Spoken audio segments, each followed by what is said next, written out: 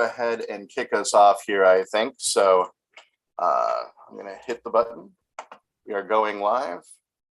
We should be live now.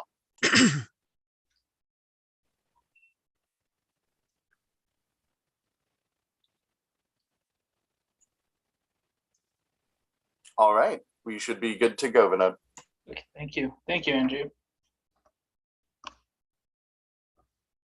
Good morning, everyone, and welcome to the College of Engineering Professional Development Series seminar series. And today I am excited to welcome Mr. Steve Carey for our as a presenter for today. And Mr. Carey is a principal civil engineer with Stantec Consulting Services in Anchorage, Alaska. He received his BA in Business Administration from the University of Puget Sound and his BS in Civil Engineering from UAA. Steve has designed and managed transportation projects for local, state, and federal agencies throughout Alaska for nearly 30 years. He has managed new roadway construction, reconstruction, and resurfacing projects on roads classified as arterial, collectors, and local roads. Steve's most recent projects have included repairs to the damaged transportation infrastructure from November 2018 earthquake. While not out shrimping in Prince William Sound, Steve is an active handball player and a barbershop quartet singer. Please join me in welcoming Mr. Carey. Steve, it's all yours. Great. Thank you, Vinod. Appreciate that. Yeah, this is really exciting to present to through the university, having been a big part of my professional development. Appreciate you joining the presentation today, wherever you're at. And I have to say that this particular project is probably one of the most interesting that I've been involved in and managed of all the projects that I have been involved in. It was very exciting, of course, to get the project, and then it's had its highs and lows. It's been very challenging for its duration, and also one of the biggest challenges was obtaining a wetland fill permit to actually get the project constructed. And I think that the project itself it really goes toward why I chose to be a civil engineer in Alaska and in roads. I think that the prospect of designing roads in a place like, and I don't mean to be derogatory, but say Kansas, I think you could probably pull that out of a cookbook, but certainly in Alaska, you just don't know what you're going to end up with. We've got to drill holes and figure out what we've got in front of us in order to make sure things work.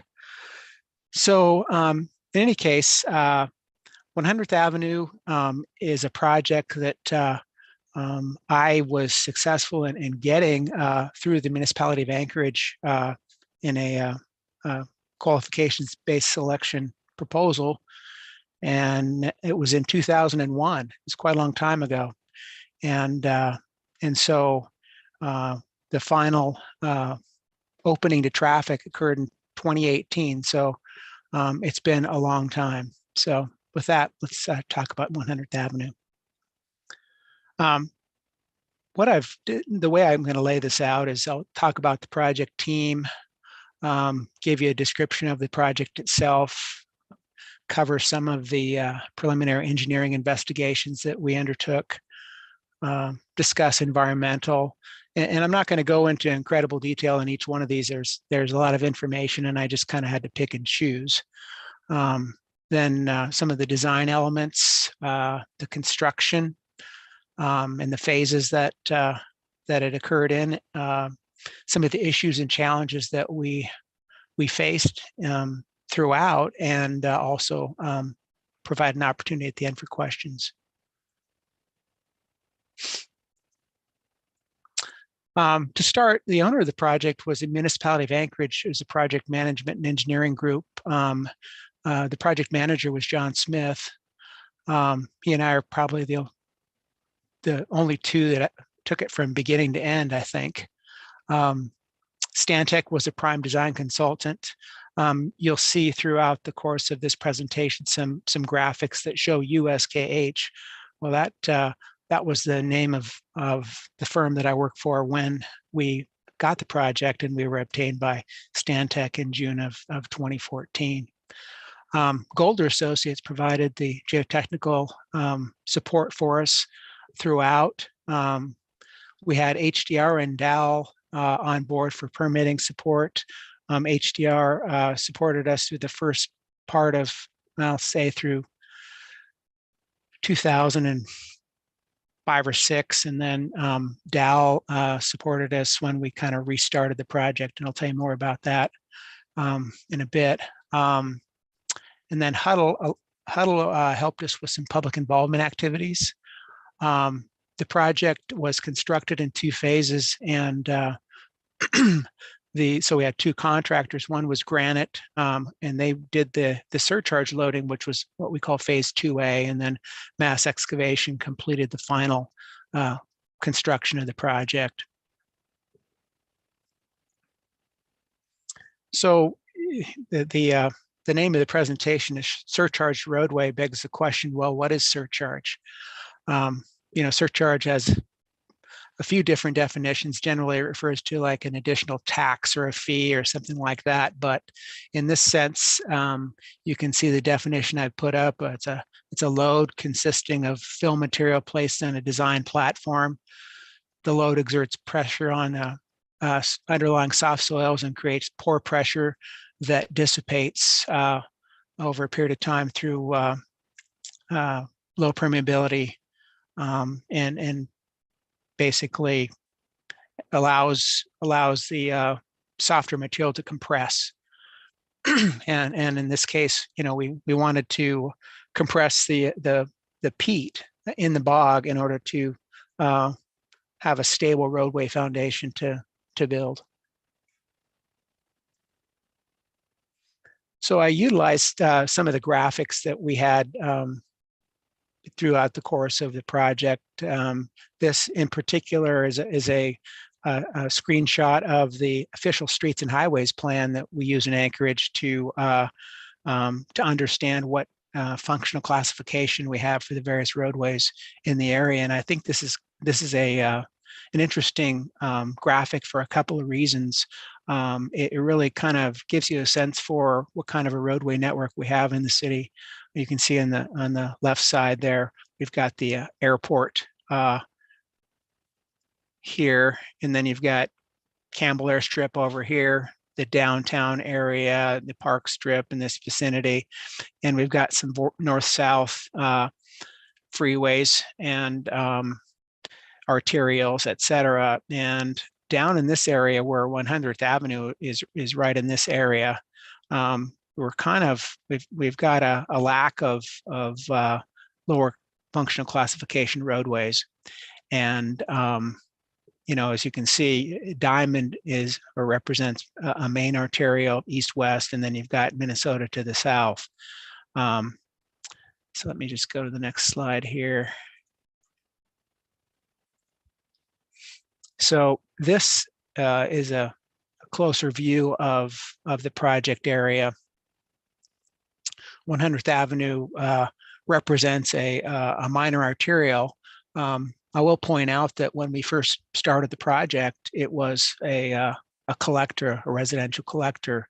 And so it was recognized that, over a period of time with the new construction and that connection, that the traffic demand was going to be worthy of reclassification. So in the 2014 official streets and highways plan, you'll see that the connection from C Street to Victor Road is a minor arterial. So when we first were successful in obtaining the project, or were selected for the project, it was from King Street to Minnesota. And it became clear when we initiated the project that phase 2, as you can see in the graphic, which traverses the North Clap Bog was going to be problematic for the fact that we needed to obtain a wetland fill permit that was going to be very difficult. And in addition, you've got funding constraints as well. So basically, from 2001 to 2008, we completed the survey, we initiated some permitting, and we basically, at that point, divided the project into two, and we basically constructed the traffic signal there at Old Seward and 100th. That was an add-on, but it was a much needed signal at that location. And we designed and constructed phase one, which was the section there from King Street to C Street, and that was quite a deep excavation there. There was quite a lot of peat in the vicinity, and it's I think we finished that in let's see, in the late, around 2010. So phase two was basically, it was kind of put on the back burner to some extent. We didn't have funding for it, and there wasn't a real big push for it. There wasn't the political will to see something happen. But in 2009 through 2011, there was an effort to seek funding. In 2011, reinitiated the permitting for phase two, and ultimately in June of 2013, we had a permit in hand. And then in 2014, 2015, we had a rescoping effort because there were rumblings and actions that were being taken by some of the various property owners adjacent to the project that would suggest that there's going to be development which would impact traffic. And at that point in time, we're not quite sure what size of road we needed to accommodate that. So in any case, we got through that, and we started the design of phase two, and we divided that into two separate design phases. One was to design it for surcharge initially, and then the second phase was to design the completed project. It was kind of a hurry up and go. So, and this is a picture of what we initially viewed the project as, a straight shot from King Street to Minnesota.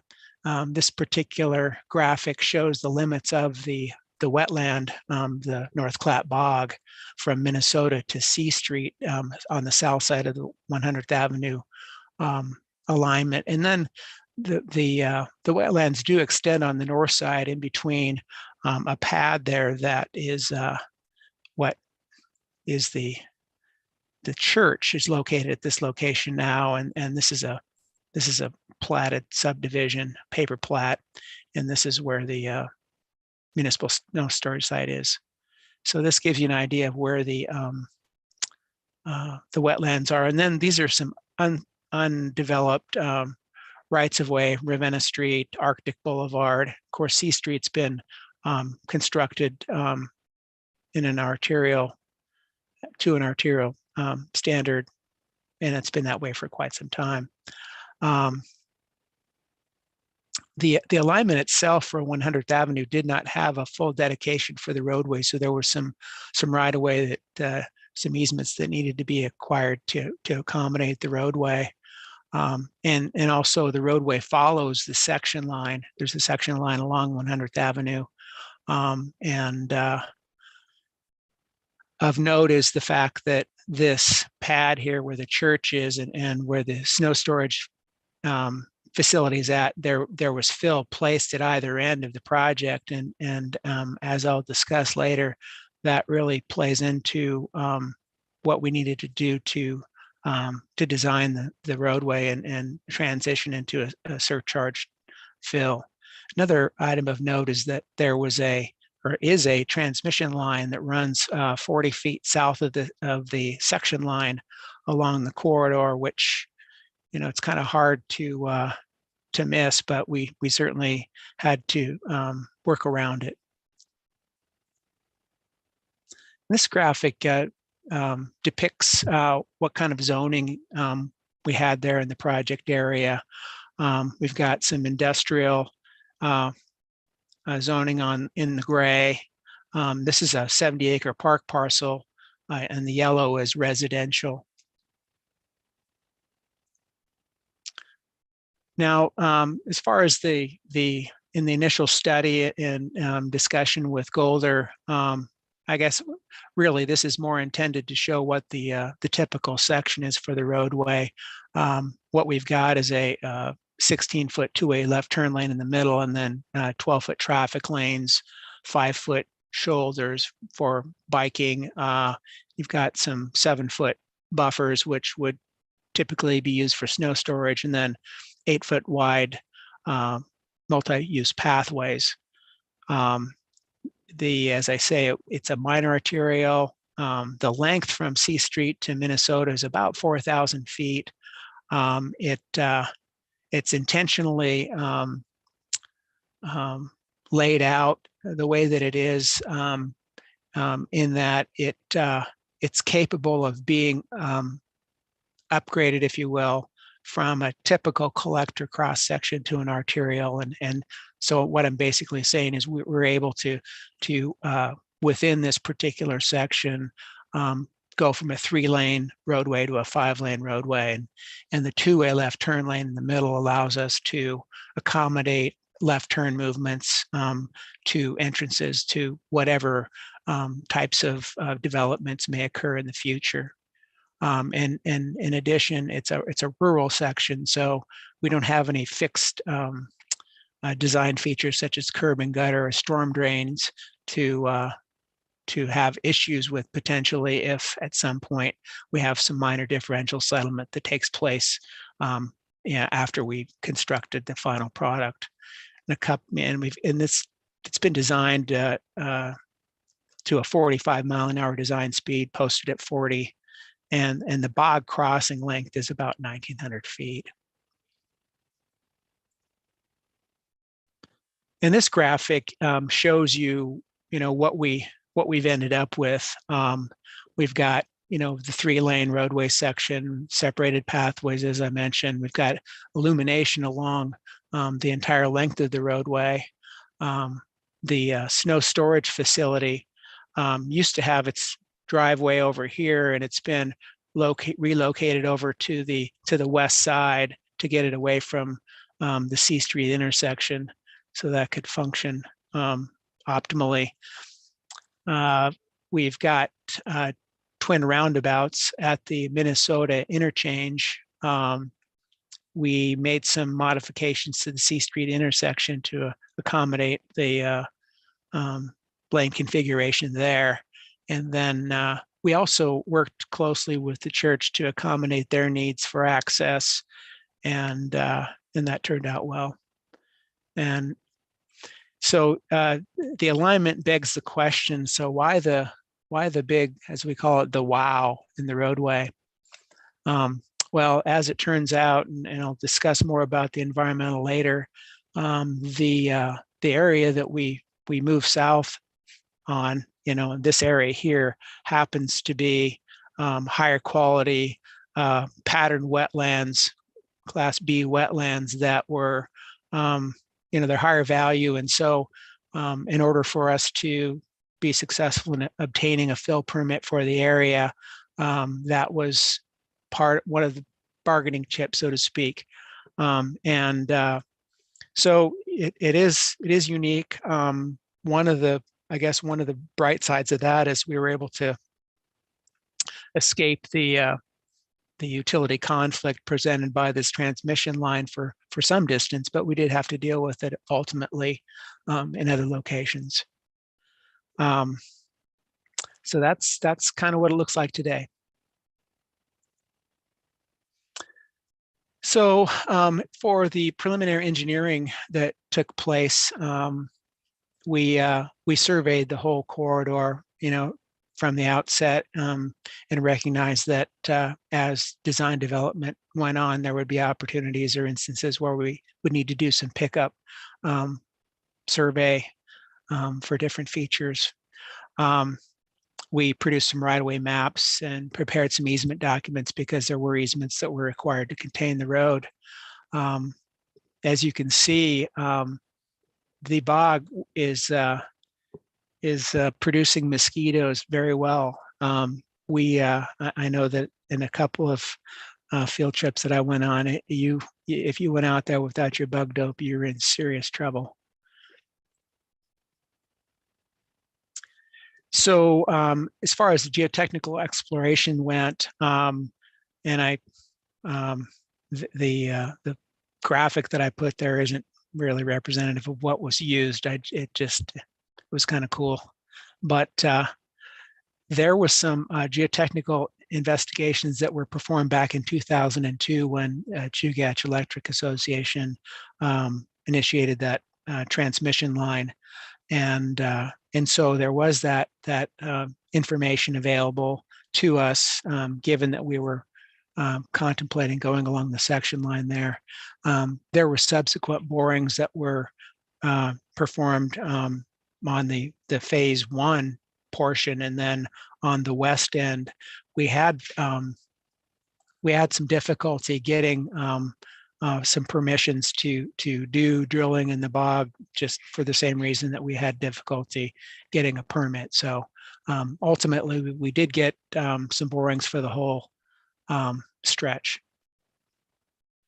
This next graphic shows the locations of the various holes that were drilled over time. The blue here, as I mentioned, were some that were drilled in conjunction with the Chugach activity. There were some here around the roundabout area that were done later in support of this project. And then we had some probes that were done or advanced here along this WOW alignment in order to get a handle on what kind of peat thicknesses we had. And as you can see from the graphic, we've got, some mineral soils, and we have, some clay, and, the peat thickness jumps right out at you. And you can see that in the vicinity of the church, there's quite a bit of fill material, call it unengineered fill, that had been there for quite a long time. So the fill averaged about 10 feet through most of the corridor. This shows the next segment. We got some variability in the peat thickness, but in general, it averages about 10 feet. And you can see here on the east end where there was fill placed adjacent to the snow dump entrance.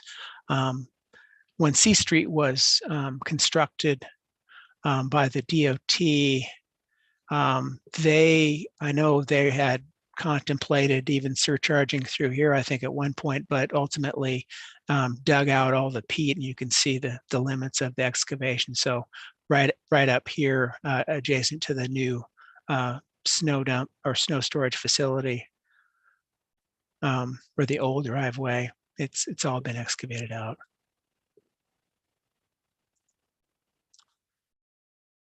So with the study and the recommendations from Golder, we were needing to over excavate near the roundabouts in the quadrants where the on and off ramps were, outside of the actual footprint of the interchange. We needed to remove some poor quality silty materials. There was also a decision to remove the peat just west of the church entrances that had been previously loaded, and there's a point at which you want to get rid of it as opposed to continue to try and surcharge it, and with uncertainty in terms of how much it would compress at that point. Estimated that the settlement or compression of the peat would be on the order of 40 to 60%. That was the initial estimate. There was the typical approach to surcharging is to use whether it be a geogrid or a geotextile over the peat itself in order to create a layer to keep from damaging the top surface of the peat, but also to create a uniform bearing pad, if you will, to allow it to settle. Let's see. And then also in the vicinity of the snow dump or snow disposal site in the church, there was a contemplation of insulating over the frost susceptible materials that had been used in the preloading.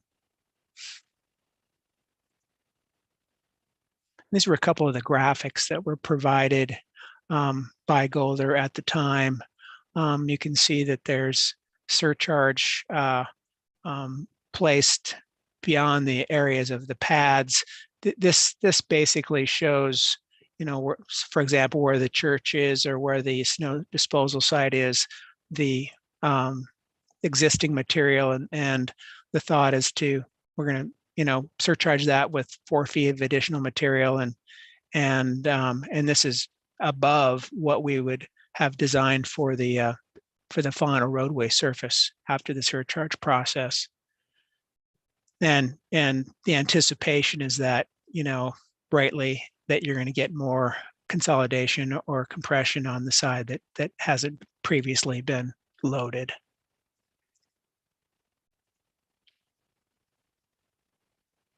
And here's the depiction of the surcharge over the unloaded bog, the 1,900 feet of bog that had not been disturbed. So we've got a couple of layers of geogrid material, and they're showing 7 feet at this point, and we've got different types of fill that were contemplated. This was very early in the study and design process. A couple of the considerations that needed to be looked at was, when we would want to put culverts, cross culverts, or culverts where we needed to address any localized ponding. Certainly, prior to settlement, that was kind of a non-starter because the culverts would literally be crushed. So that was not going to happen. The second real issue is what we do where we transition onto and off of the pads on either end in order to make for a smooth transition in the future. And then potential impacts to utilities. During the surcharge period, if there's any utilities and whether we're going to put storm drains in, whether we can do curb and gutter, those are all part of the process of deciding, what we're going to do, and what kind of a cross section based upon geotechnical recommendations. So we needed to come up with our horizontal and vertical alignment in order to understand, what the future roadway was going to consist of. And this is future being beyond the surcharge activity. The C Street geometric layout needed to be determined. We had some changing views and thoughts on what was going to be necessary there, but ultimately we needed to deal with how many lanes, right turn lanes, dedicated left turn lanes, and what kinds of signal modifications would need to take place, because the traffic signal was installed during the C Street construction. And then there was the need to coordinate with maintenance and operations folks at the municipality to understand where they would like their new driveway to the snow storage facility. And then on the west end of the project, there was some coordination conversation with DOT in terms of what kind of intersection control we would have at either side of the roundabout. And ultimately, the roundabouts turned out to be something that could both handle the anticipated traffic volumes and also were attractive from a cost benefit standpoint. And they're definitely low maintenance as compared to traffic signals. And then, we needed to also come up with some cost estimates for our fill volumes. We needed to understand how much fill we were needing to place into the bog for permitting reasons. And also we needed to understand what the footprint of the roadway was going to be, not only from a cost standpoint, but what the right-of-way impacts would be.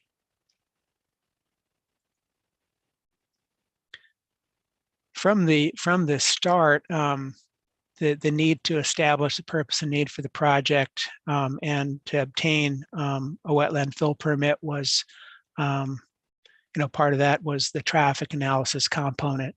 And so there was extensive traffic analysis done that utilized the municipality's TransCAD model. There was some other, there was some modeling for C Street. There was also some modeling that had been done in the Victor Road area. And so utilizing, some big picture modeling, we were able to demonstrate that the levels of service at several of the major intersections along Diamond Boulevard, for example, Arctic, C Street, and King Street, could be improved significantly with the connection of 100th Avenue. And so that was the beginning of it. As you can see, the design year and so forth are, they're not quite right, given that, we weren't anywhere near construction in 2003. But at the time, we had estimated the average daily traffic for that new connection to be just short of 8,000 vehicles per day.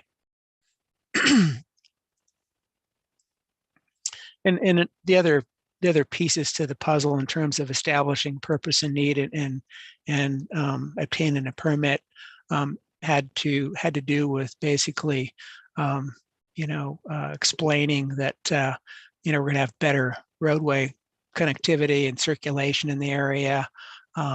Certainly the improvements in level of service along Diamond Boulevard are very attractive. Reduced congestion translates to reduced carbon monoxide emissions.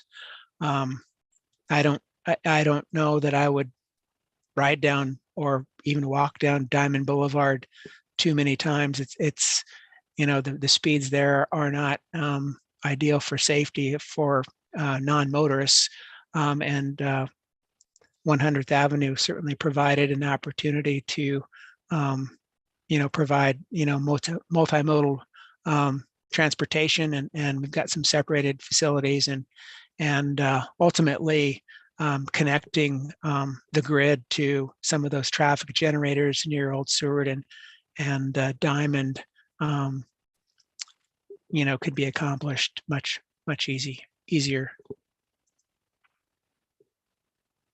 We also did some of the initial wetland investigations. There was additional wetland work that was done throughout the course of the project, but initially we had folks go out and begin the mapping process in order to work toward coming up with what the impacts were going to be. This is just one of the old maps that was generated out of that. And you can see we've got these Class B wetlands, even at the time that were the impetus for the WOW in the road. So some of the objections or the I guess they would be the objections of the various resource agencies that we had to coordinate with, were that, we were bisecting one of the largest last contiguous wetlands in the Anchorage Bowl area.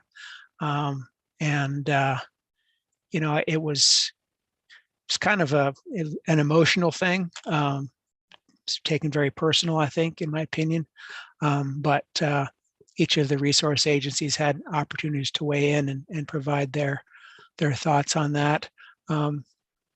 U.S. Fish and Wildlife had expressed a concern about a loss in the hydrologic connectivity by, creating a barrier of compressed soil and cutting off the hydrology.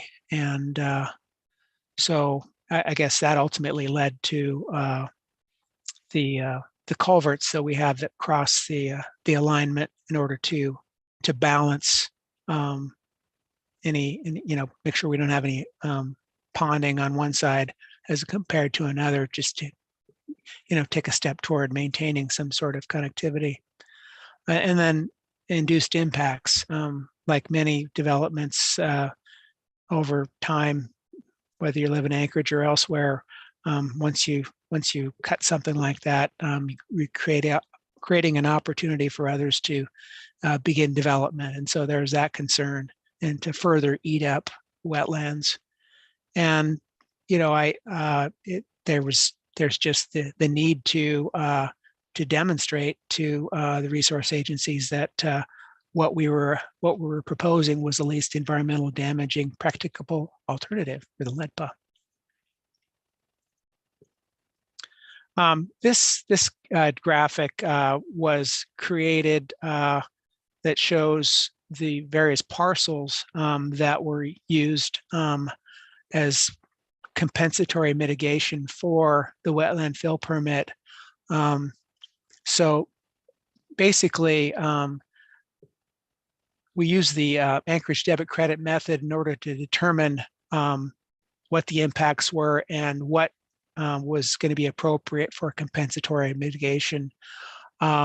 So we needed to compensate for the loss of wetland functions that occurred on the project, and in this case, offer an in-kind on-site wetland to account for that. So it also involved protecting any of the wetlands that we offered up as compensation. So basically, what we had some parcels that were selected by the municipality to utilize in that compensation, or utilize in that basically to go toward that compensation. There were 74 of them. There's also a conservation parcel that was dedicated as part of the 70-acre park parcel that played into that. And so the compensation or the mitigation also included a monitoring plan that would continue past construction. And basically, the concern is that we ensured that there would not be any sorts of invasive or noxious species that would infiltrate these conservation easements, and also to discourage dumping of garbage, fill, any debris, basically just to ensure that the wetlands that had been set aside for this purpose were still functioning as they should be. So now we'll take a look at some of the design on 100th Avenue. So basically, phase 2A of the design was just the surcharge. There was, the funding had been identified. We needed to quickly move and get the project surcharged, because typically that process is going to take 6 months. That's a standard. That's just kind of an expectation, and so we needed to rush to get that moving forward. we knew that we were going to have an approximate 12-foot thick surcharge pad in order to get things moving. We're going to incorporate the geogrid material. It was done much in the same way that was originally intended in the geotechnical recommendations. We did utilize some type 4 materials, and type 4 is a fill material that has up to 35% passing the 200 sieve. So it's a highly frost susceptible material, but we utilized it in the base or in the lower portions of the surcharge, and it ended up being a benefit to the snow storage facility because it provided some more snow storage space. And we also had to incorporate settlement plates and thermistors into the surcharge embankment. The settlement plates would be used to help us understand, certainly what thickness of material we had, and also kind of what the rate of change was in the mass, so that we could know when the process was complete. And the thermistors were located so that we could see and understand what the temperature of the embankment fill was, and that'll play into some of the criteria that was determined for determining when the surcharge was complete. This is the surcharge layout that we used to guide the contractor in locating the fill and what the hinge points would be for the surcharge fill. And prior to placing the fill, they had to place silt fence along the boundaries of the project as part of the permit. And so this is what they had to operate on. These were the plans that depicted what we wanted the contractor to do. We had the top section there was across the, was on either end, where we had some existing fill in place, and we had 2 layers of geogrid separated by 12 inches of type 2A material or non-frost susceptible material. And then we basically utilized high quality material in the surcharge throughout. You can see we didn't go as high on the portion that had already been loaded. And we had some knobs on the upper corner of the fill. We just call them knobs, but the idea was to provide an opportunity to anchor some slope protection while the surcharge was taking place, and to keep from having runoff and otherwise eroding away the slopes. So one of the important things that we needed to establish, or Golder needed to establish, was what the settlement criteria was going to be. At what point do we know that the surcharge period is complete? And the criteria that were established was, number one, that there could be no more than 0.02 of a foot movement per week for 3 consecutive weeks. And the surcharge embankment had to be completely thawed. We couldn't have any portion of its thickness under 32 degrees. And that the average peak compression needed to be 35% or more. And so, for an average of 10 feet thickness, we're going to have 3.5 feet of consolidation on average. And so with the accuracy required for that, we needed to do digital leveling with our surveyors. And it started out on we checked maybe monthly, and then we got down to, as you can tell, weekly, to determine when things were done. This This is a picture of the settlement plate that was utilized in the project. So after the alignment was cleared, we surveyed the ground and the settlement plate, and there was a flange and basically a method of attaching a threaded rod, galvanized steel rod in segments, and it had a PVC pipe that was around the perimeter of it to keep the fill away from the threads. And so as the contractor would place the fill, they would just add on an additional section of the 3/4 inch diameter metal pipe. And settlement plates were located every 150 feet along the center line of the roadway, and then they were set 20 feet right in the location of the church and the snow disposal site, because we wanted it to be located off of the portion that had been previously loaded. Excuse me. So as I mentioned, we have gotten a transmission line that's running along the section line, and so we needed to have some means of containing the fill around the poles, and the utility had a concern that that we would cover up their bases and the bolts there, and otherwise not allow them to maintain their facilities. And so in a couple of places along the length, we needed to do that in order to keep the bases clean.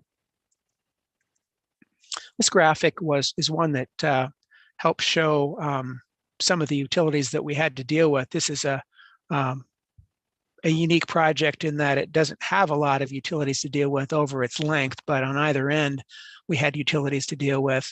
One is there's a gas line that crossed the road here, just that services the church, that we had to address because we did have an excavation to remove peat in that area.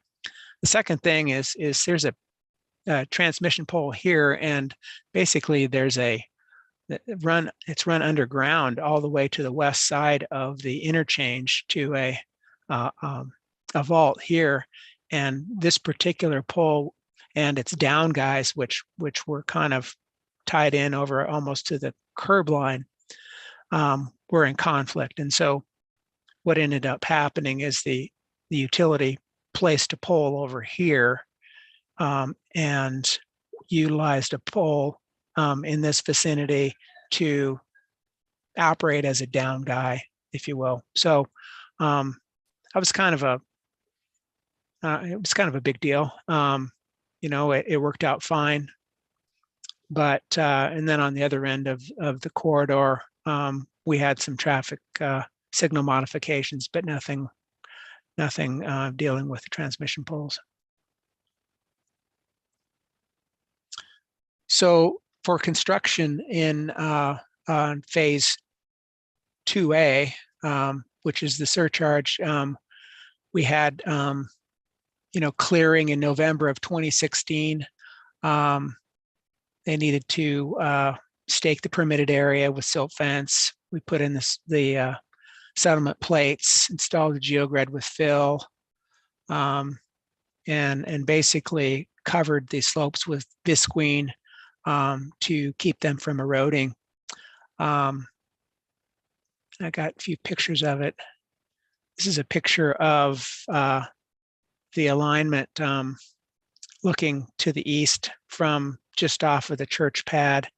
And this is I believe it's in early November, but the temperatures had begun to drop and it was kind of crunchy, as I recall. In this area, you can see some silt fence over here. So it was pretty good time to place fill material. This is looking back the other direction. You can see this is the preloaded area where we're going to transition back onto, we'll call it upland here from the main bog. And this is part of the fill operation, one of the challenges that we had initially was trying to understand, what the cost of the fill placement was going to be. I mean, it's one thing to understand what the cost per ton is of a particular fill material, but how they were going to place it. Was it going to be were they going to be able to at least initially create some sort of a circuit or a route to make it efficient? And as it turns out, this particular project turned out to be kind of a textbook operation in terms of placement of fill. I mean, the haul rate was really impressive. They had 35 trucks that were running in 10-hour shifts. And so a truck would arrive on grade every 45 seconds. And they placed anywhere from 10 to 15,000 tons per day, with a total amount of fill placed of 200,000 tons. It's just, it was just awesome. And you may recall from the graphic I showed the location of the gravel source just on the south side there at AS&G with access to C Street. So they had quite an operation going, and as I recall, the filling began in the third week of November, and I think the last fill was placed just Christmas week. I want to say December 23rd or something along those lines. So it was wrapped up for Christmas. And you can see they had the side dumps. Go ahead and dump it, and then they had their blades, pushing it out. So it was quite efficient.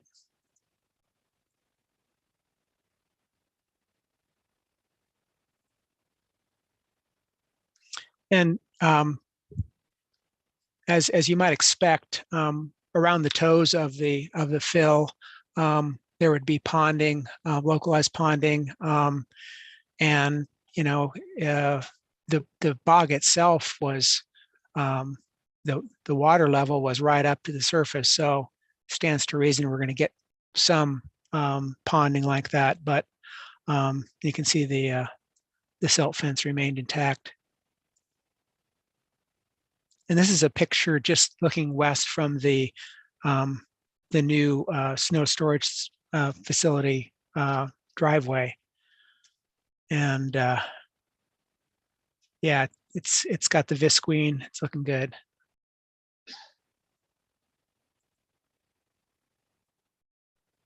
This is another picture, kind of scenic. Beautiful time of year. And here we are during the next season. You can see got some hydro seed that doesn't look too lively. When we had gotten to a point where we thought we were done filling, and we had some survey cross sections created, and you can see that we've got our final road design that needed to fit within the footprint of the overall surcharge. We've got the design surcharge, and we've got the dashed blue line, which represented the surcharge as built. And so this one looks pretty good.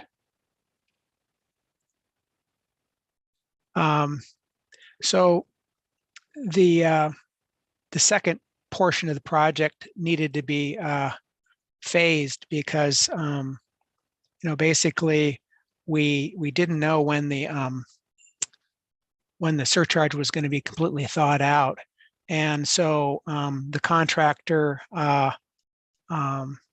was provided 100 days to completion of the roundabouts and a station near the church there in 100 days, because we didn't know when the surcharge was going to be done. And the NTP for the additional work to construct the roadway was going to be initiated at the owner's discretion. So we had to quickly design roundabouts, do our lighting design, storm drain design, deal with some church access design issues, and then otherwise deal with some of the other surface features. This is just a typical section of what we had from the west side. We had to excavate out the pour material on the corner quadrants.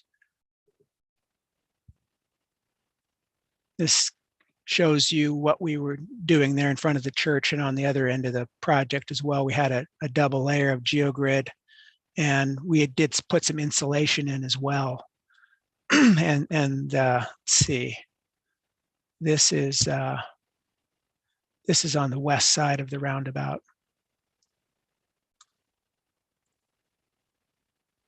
And this is where we were going across the bog. We basically needed for the contract to ensure we had compaction at the upper levels of the previously surcharged material, and the rest of this was hauled off. And we did have the city did have an adjacent project that was able to make use of that material.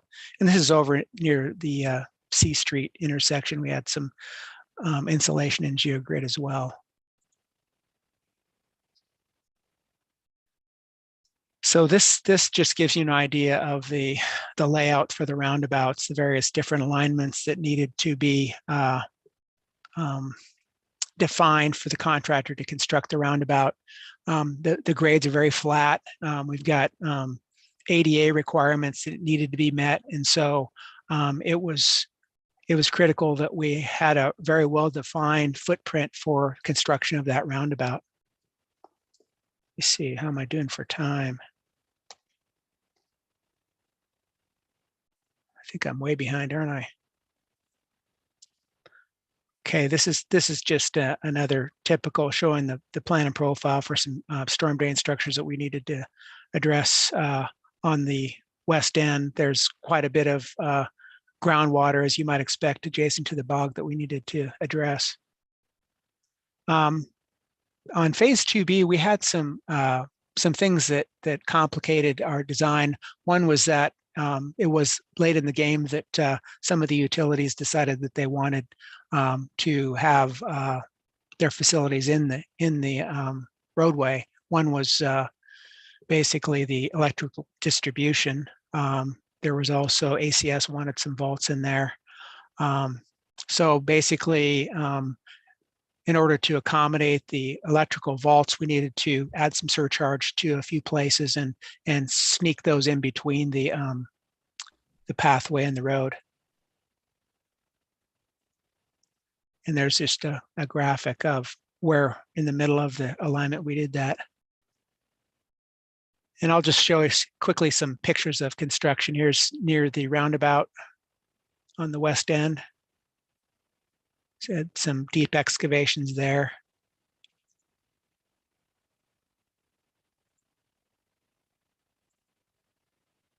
This is underneath the interchange there. There were some storm drain structures that we needed to tie into. This is a picture of the finished product on the west end. We did have lights that went underneath the overpass structures as well. There it is, looking back the other direction.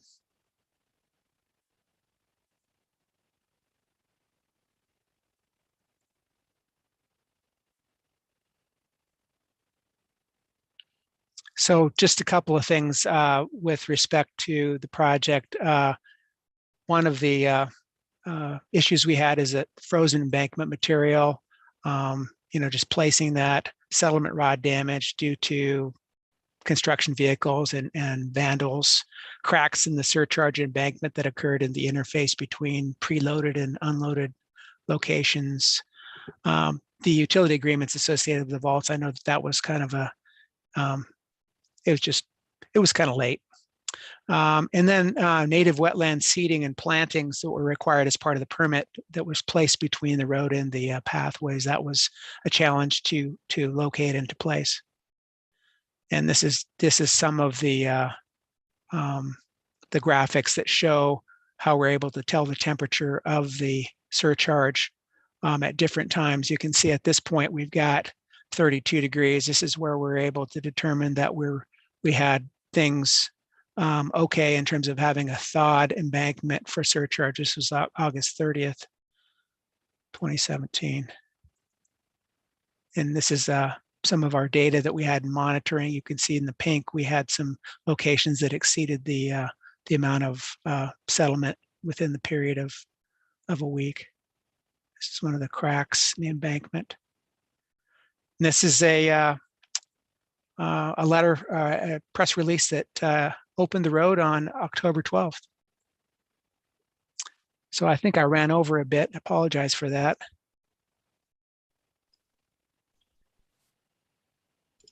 Oh yeah, no problem at all. Okay, it sounds like Martin has a question online for you.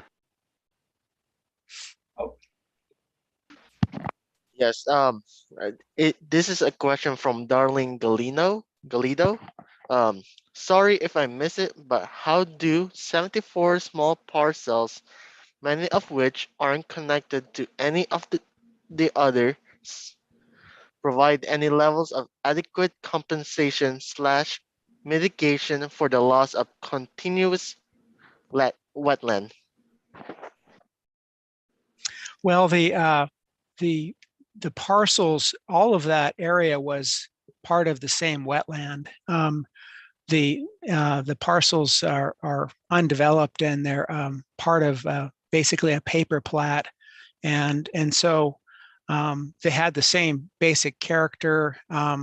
The Corps of Engineers was satisfied as long as they were preserved and maintained in the same and had the same wetland function that they would adequately suffice as compensatory mitigation. And so they determined how many debits we needed, and those became part of them. Hopefully that answers the question.